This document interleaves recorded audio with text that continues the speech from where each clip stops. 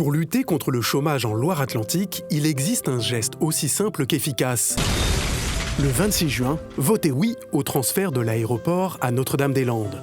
Voilà un argument que personne ne peut contredire. Construire un aéroport international, c'est un énorme chantier. Ça représente 560 millions d'investissements qui profiteront aux entreprises et aux artisans de la région. 4 années de travail en perspective, une activité qui va générer 5,4 millions d'heures de travail et pendant lesquelles il va falloir embaucher 3000 personnes. Ce sont les salariés de la région qui en profiteront.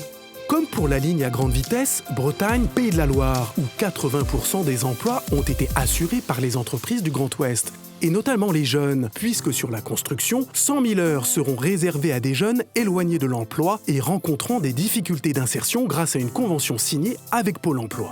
Et l'aéroport du Grand Ouest s'est engagé à recruter près de 5% de son effectif en alternance pour la partie liée à l'exploitation.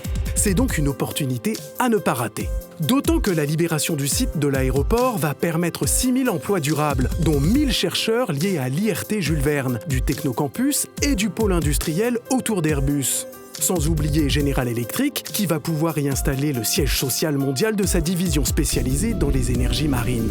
Bref, ce serait complètement ridicule de nier que le transfert de l'aéroport à Notre-Dame-des-Landes va favoriser la croissance et l'emploi. Mais ce qui serait encore plus ridicule, ce serait de ne pas comprendre l'importance de ce transfert pour notre région. Alors, agissez. Le 26 juin, votez oui.